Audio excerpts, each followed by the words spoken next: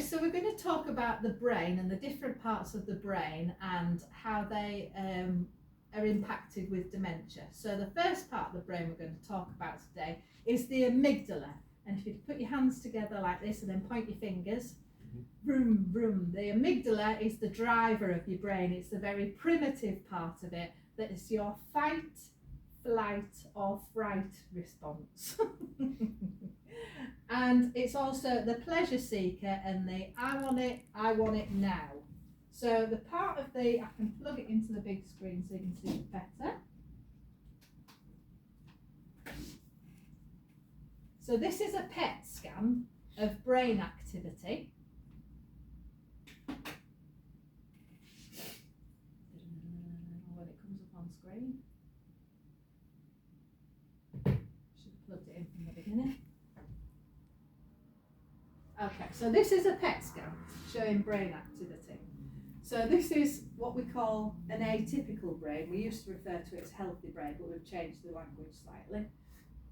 Early stage dementia, late stage dementia, and the brain of a toddler. So the red areas are areas of activity.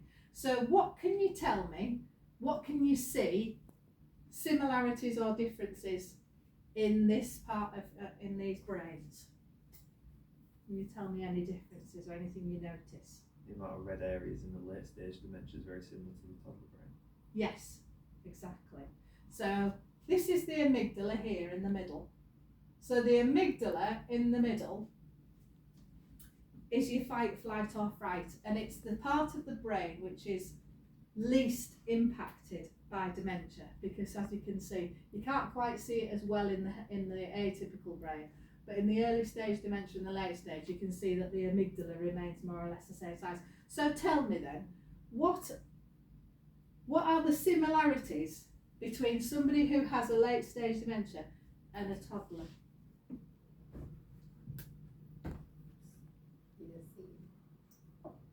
Pardon? It's the same as the toddler brain. Yeah, they're very similar, aren't they? So the areas of activity are very similar, but what can you do or not do with an older person that you might do with a toddler, or what do you have to do with an older person and a toddler?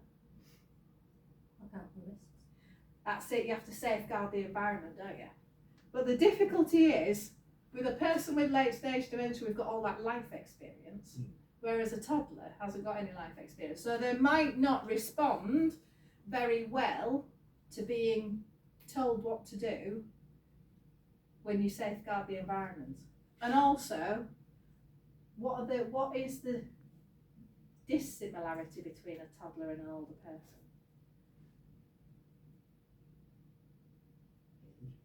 Age. Okay, Yeah. so toddler, smaller, closer to the ground, more padding. If a toddler falls over, you're not going to, their bones are much more bendy, you're not going to worry so much about an older person. Frail. Exactly, yeah. So an older person is much more frail, so you're going to have to safeguard the environment to ensure that they don't, because the amygdala says, I see it, I want it, I'll have it. I might be impulsive, I will be impulsive, I might want to touch things or use things or talk about things that I'm not allowed, just the same as a child might. But if a toddler went to reach for the cooker, you might say no, or you might tap the hand if you thought that, you can't do that with an older person. Who are you? What are you doing that for? So I'm not going to respond very well if you do that to me. So,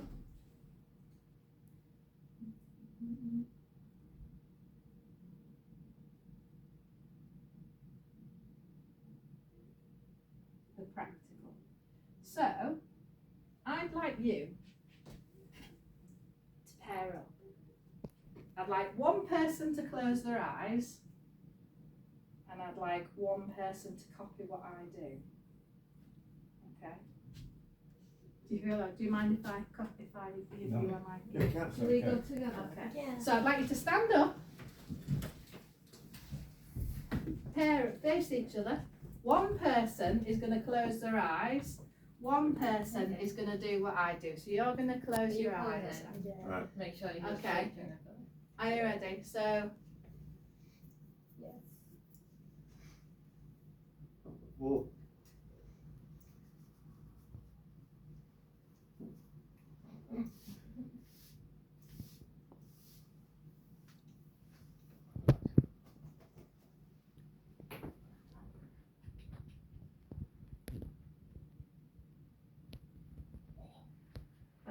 the people who've got their eyes closed, you can open your eyes and sit down again. Alright. Okay. So, the people who had their eyes closed, how did that feel? Tickling. Tickling? Uncomfortable at times. I wasn't keen on that. No, uncomfortable. Yeah. Not keen, I like it. Yeah. Mm.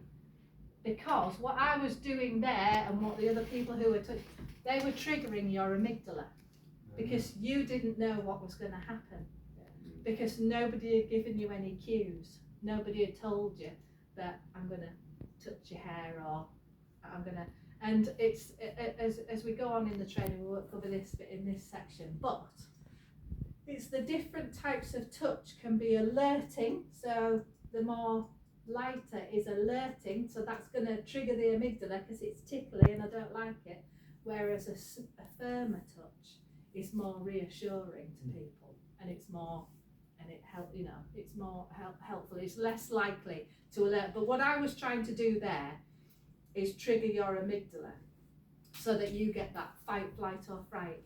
Jacob, I thought your responses were great, you were twitching like, that is the perfect response. You want for people to feel alerted and scared and frightened.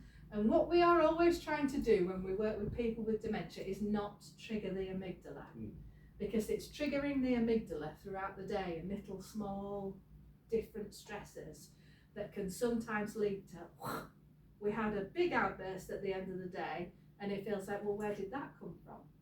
Because we missed all the steps on the way that were triggering to lead to a big explosion at the end of the day. Okay, so we're going to talk about the frontal lobe. So like if you all, the frontal lobe here, this is the part of the brain, so it's one of the largest lobes in the brain and it's the behaviour and emotional control centre. So damage to this can cause issues in sequencing to tasks and executive functioning skills. So executive functioning skills are those higher level skills. So people might retain the ability to be able to clean the teeth or comb the hair or do quite simple things.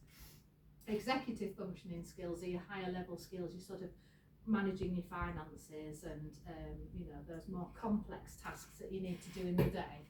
It can cause mood fluctuations, difficulty controlling responses, reduced awareness or insight into problems, personality changes, and difficulties and the ability to see another person's perspective. So if we have somebody with a frontal lobe dementia, what features might you see? If you've got a diagnosis of frontal temporal dementia, what might you see a person do?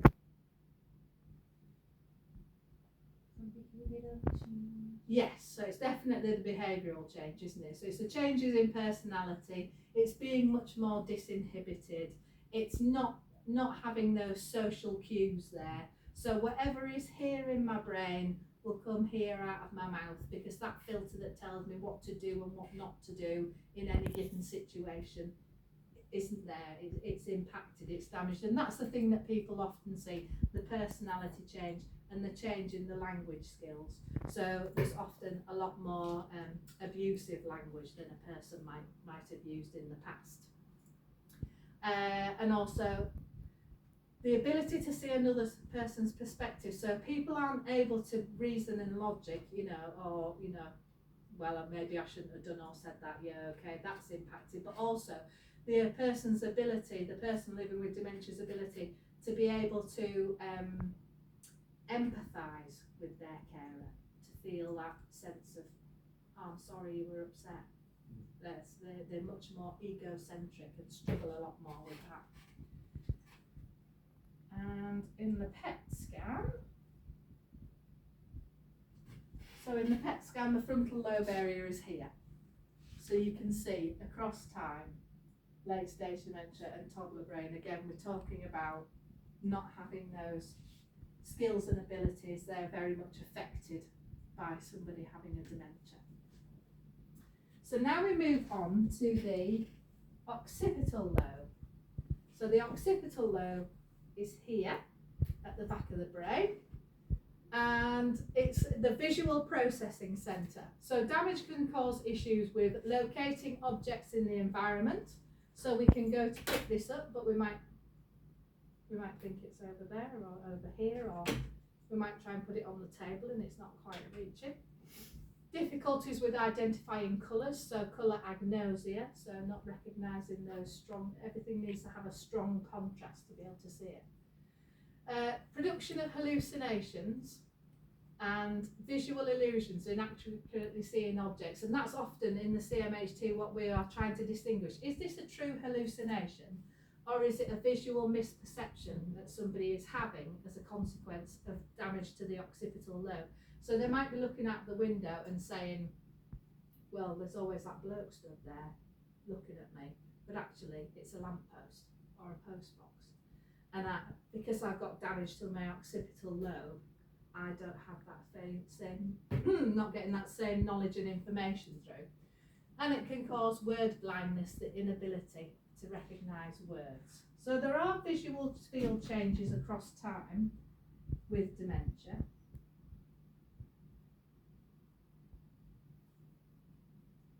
We're just going to do the visual. Yeah. So there are visual changes across time. So in early dementia, people have scuba vision. So if you put your hands up to your eyes as if you're wearing a scuba mask. And this limits a person's attention because they lose the sides and the top. So they don't have that peripheral vision. So we'll start by just doing a little peripheral vision exercise. So if you'd like to all stand up for me again. You'll need a little bit of space to be able to put your arms out to the sides. So what I'd like you to do is look at a fixed point in front of you and then slowly move your hands forward until you can just about see your fingers in your peripheral vision, and stop at the point at which you can see your fingers in your peripheral vision. So if you look around the room, when people are looking, if you're staring at a fixed point straight ahead, Jacob here's arms are further back than Rachel's, because as we get older, your peripheral vision changes anyway. So younger people tend to have the peripheral vision that's further back, and as older people, they have peripheral vision that's closer to. People with dementia, thank you, you can see that. People with dementia have a visual field that's like this, that's kind of about here. That's their immediate field of attention. It's not that they can't see, but they don't attend to what isn't in this immediate field of vision. So yeah, so scuba vision, we start with scuba glasses. So if you put your scuba glasses back on. And if you just like to try and have a little walk around the room with your scuba glasses on and see how that feels.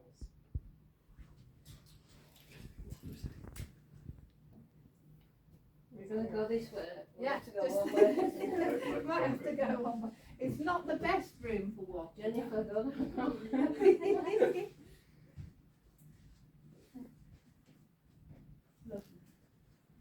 Okay, so how does that feel?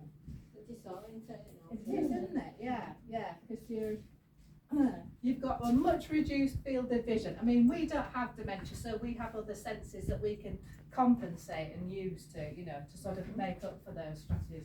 But yeah, so next comes binocular vision. So your field of vision reduces as if you've got binoculars on.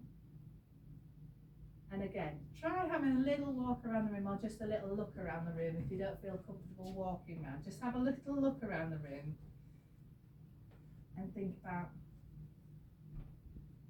You see where people fall over. Yes. Yes, because mid-stage dementia, lovely. So early dementia limits a person's attention because they're losing the sides. Mid-stage dementia, people are losing, so they've either got social activity, so they can see you, they'll have a social response, so they'll say, hello Jacob, or they've got an activity response. And this is often why people in care homes, they say, well, they're not eating the dinner. It's because the food isn't placed within their visual field, so you need to move the plate closer so that they know it's there, or you might need to turn it round when they've eaten one half of it if they have other deficits. Or they might spend a lot of time looking at the floor, looking at their feet, because they're worried about falling, because my visual field is reduced. So I'm worried because I can't see where I'm going. And then late stage dementia, is monocular vision. Now that doesn't mean that people can only see out of one eye. What it means is the eyes don't work together in the same way to give you 3D vision. So you only have 2D vision. So you can practice a little bit of monocular vision by covering one eye and then looking through the other as if you're looking through a telescope. You can have a little look round, have a little walk round if you feel comfortable doing that.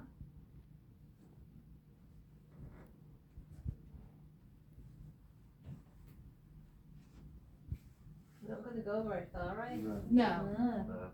So often people at this stage aren't as mobile as they once were. So yeah, so this is late stage dementia. So there's too much information, too much data for the brain to process, and it only pays attention to one eye's data. So it can't tell if it's 2D or 3D. So is that an apple or is that a picture of an apple? And they lose depth perception, and so therefore there's an increase in falls. So have a seat. So that is the occipital lobe and the impact of the occipital lobe on visual fields. So if we go back to, because the 5 ways that people take in information, vision is the most important sense. So if you hold up your thumb and you're looking as if you're an artist, so the visual field is the most important sense, and it's the first way in which people take in information. So always people need a visual cue. And then auditory processing is how your brain processes information. So if you point to your ear, because auditory information, so it's what you hear, but the information is coming from here. So people may not have difficulties with hearing, because with hearing there isn't a huge amount of change to the brain in the hearing. What the change is around how people understand what they hear. So it's about information processing.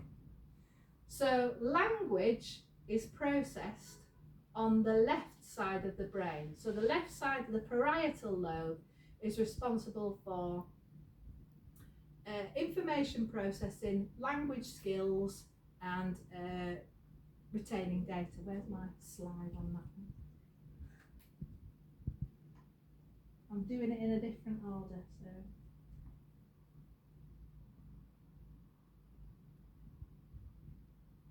Yeah. Language, speech production, comprehension, and vocabulary. The right side of the brain, so the right parietal lobe, is interested in rhythm, music, poetry and prayer, automatic social chit-chat, rhythm of speech, but also hangs on to the swear words and the insults. So that's why you often hear, so how Tipa would put it, she would say, we've got language on the left and rhythm on the right.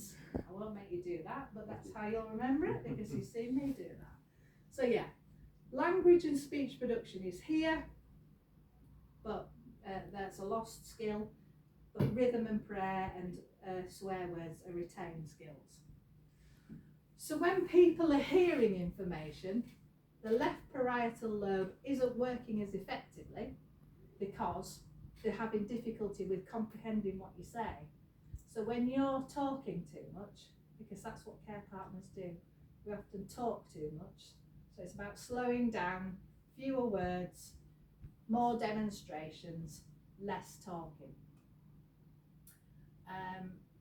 What else was I going to say?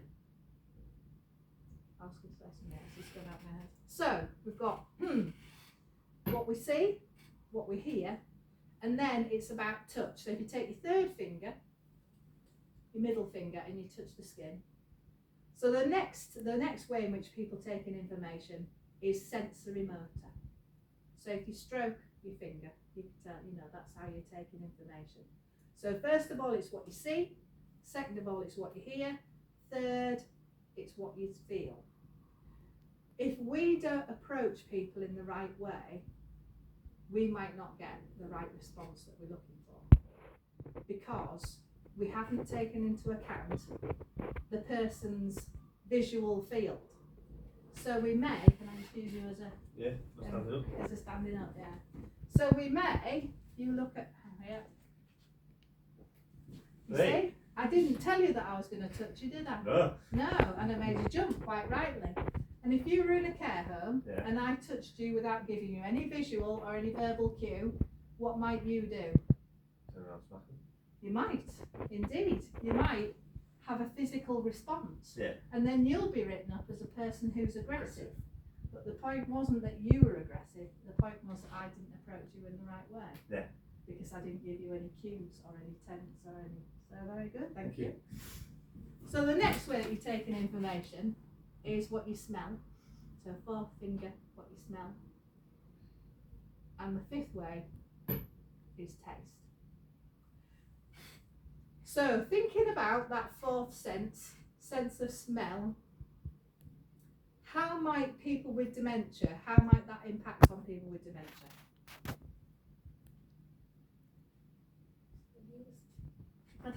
Reduced sensation for smell. Yeah, so you know the sense of smell changes. It's not as sensitive as it used to be. So what might they not notice? Food that's gone off. Food that's gone off in the fridge, or indeed the other biggie with people, particularly in hot weather. Smoke. Pardon? Smoke. Not smell. Yeah, but you can Smell. smell smoke, can't you? Hygiene. Hygiene. Personal hygiene, yeah.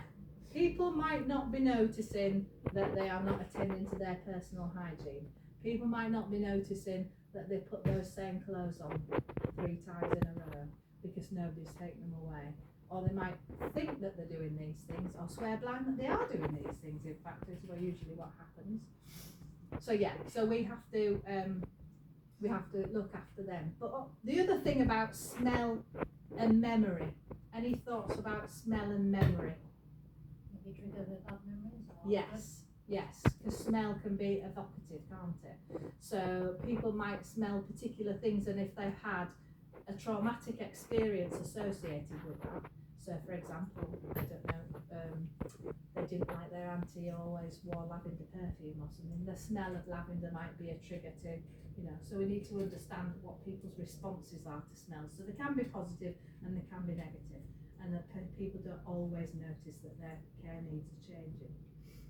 And then what you taste. Any thoughts about what you taste? Might be altered. Yeah, Maybe it does. tasting one thing and something else. Yeah. So the taste sensation changes over time. So people will like much stronger smells, stronger tastes, and they tend to go for a much sweeter diet because find my slide on taste.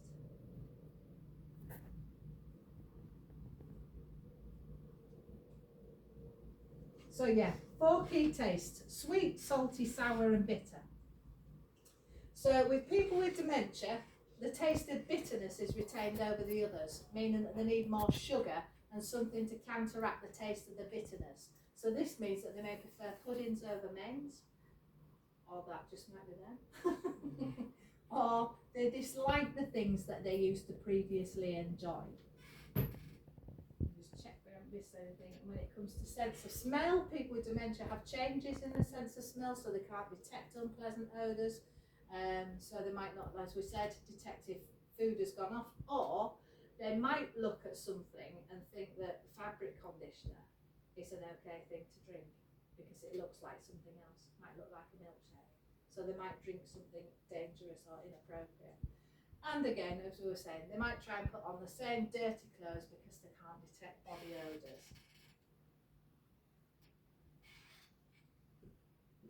So all of these senses are contained within the cerebellum, which again is around just underneath the occipital lobe at the back there. So it coordinates movement and balance, and its importance in the planning of movements.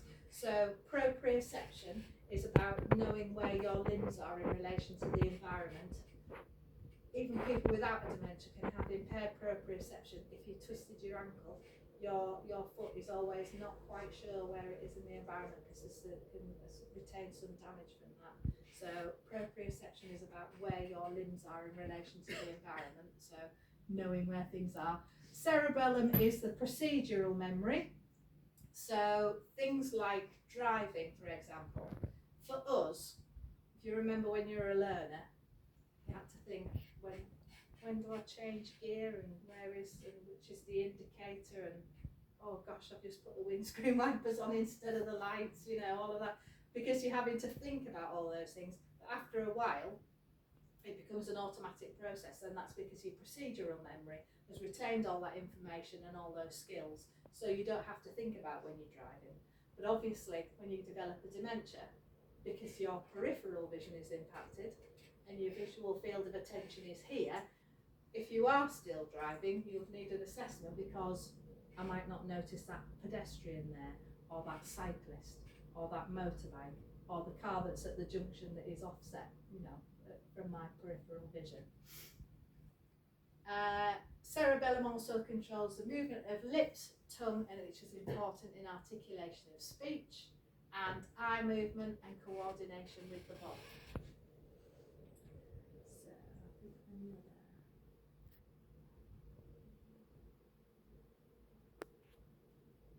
So yeah. So in order to compensate for all these changes to the brain, we need to not talk as much. We need to use more gestures, fewer words,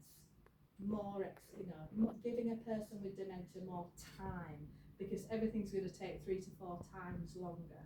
So we need to allow them more time to process the information that we've given them, not just shout what we said again, but more loudly, or repeat what we said again, but just more loudly. So those are the main parts of the brain that I was going to talk to you about today. Does anybody have any questions about any of the brain? Anything we've talked about so far? No? Okay. So those are the parts of the brain which are impacted on the main 5 senses. What we see, what we hear, what we feel, what we smell, and what we taste. Okay, thank you for your time. Lovely. Thank you.